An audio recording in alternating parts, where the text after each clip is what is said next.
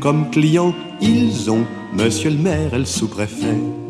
Il fallait bien trouver dans cette grande ville maussade où les touristes s'ennuient au fond de leurs autocars. Il fallait bien trouver un lieu pour la promenade. J'avoue que ce samedi-là, je suis entré par hasard dans ce jardin extraordinaire. Loin des noirs buildings et des passages cloutés, il y avait un bal que donnait des primevères. Dans un coin de verdure, des petites grenouilles. C'est un bijou d'architecture qui travaille de la pierre de cette époque.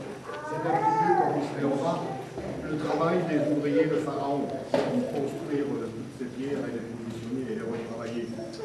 Il y a 30 marches, vous allez descendre dans la petite caponnière, là, elle est semi-circulaire. Tout autour de vous, vous allez voir des créneaux de pied en pierre de taille travaillée. Sachez que là, ils mettaient leurs cartouches et leurs grenades. Quand vous êtes en bas, vous partez la droite, vous pouvez pas pour se chauffer, on ne se chauffe pas, il y a des cartouches et des grenades. C'est simplement pour évacuer les gaz faits par les fusils et les... Vous descendez, je ne sais pas sur les marches.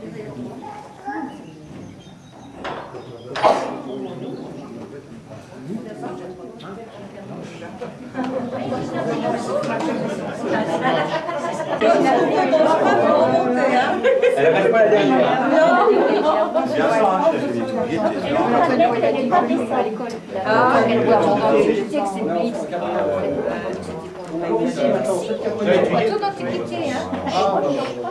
D'habitude, j'attendais une demi-heure, je descends, comme ça je suis sûr que les gens ont fini.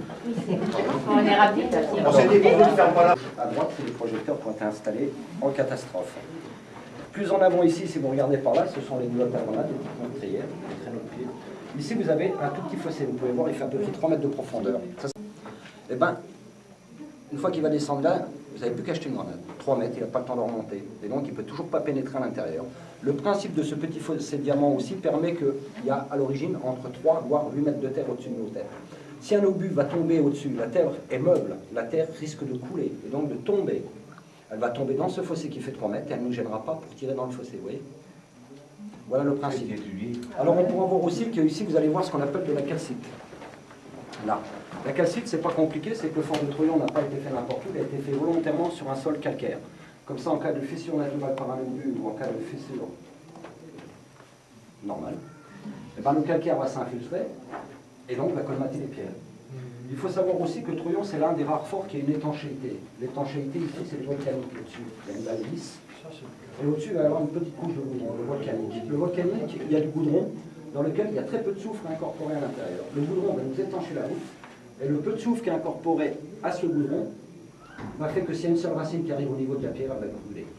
Voilà le principe. Système des aimants pour les cartouches, pour les fumées. Maintenant, vous avez dû repérer qu'il y a une petite porte là. Et ben, c'est au cas où il y a un incendie ici, il ne faut pas que la fumée se propage sur l'eau. Donc la fumée va monter, se propulser ici au centre. Ça sert en même temps en cas d'explosion, même en cas d'accès de secours. Voilà. Ici, nous sommes descendus pratiquement au niveau 0. Ce qu'il faut savoir maintenant, c'est que sous nos pieds aussi, on a aussi les galeries souterraines. Pour les galeries souterraines sous nos pieds, les galeries les plus profondes se situent entre moins 40 moins 45 mètres. On a 6 km et demi de galeries sous terre. Hein? Donc on a des poudrières sous roc, on a des réservoirs d'eau, des groupes électrogènes et tout.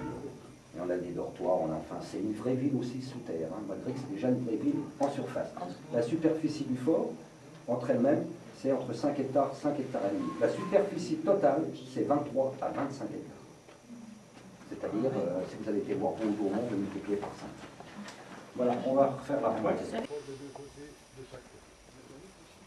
Je vous laisse avec mon collègue. Chacun son boulot, hein. Chacun son boulot, hein. Oh non, pas lui. Oh non, pas lui.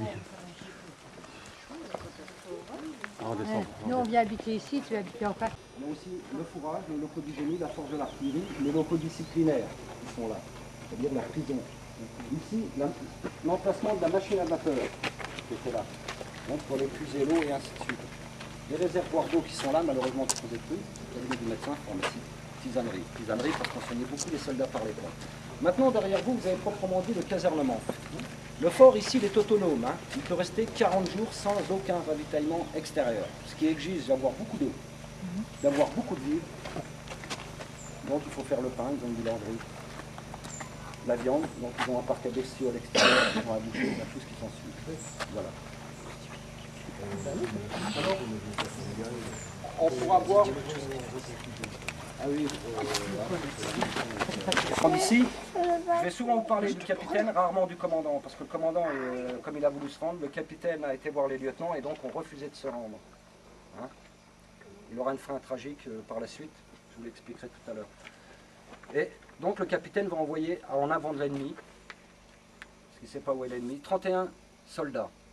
C'est ce qu'on va appeler des patrouilleurs cyclistes, et il y a des postes d'écoute. Sur les 31, il y a seulement 8 qui vont rentrer au fort. C'est pas que la plupart sont morts, hein.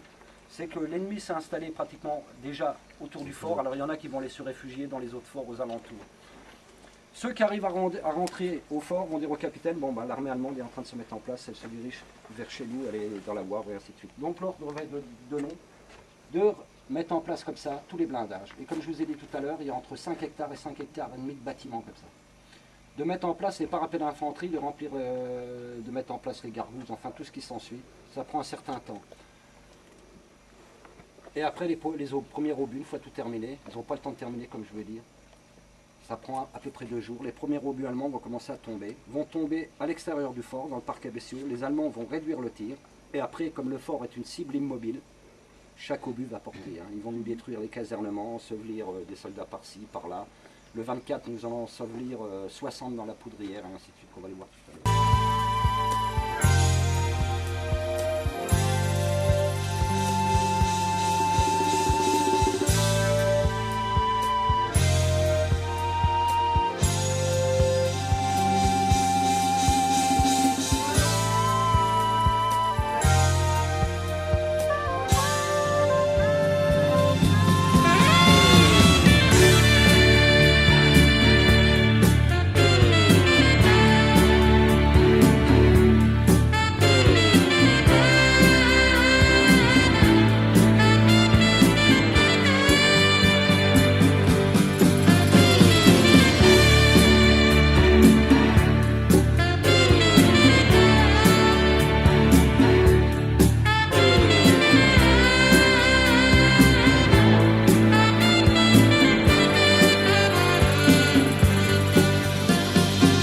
Winding your way down on Baker Street, lighting your head and dead on your feet. Well, another crazy day. You'll drink the night away and forget about everything. This city desert makes you feel so cold. It's got so many people, but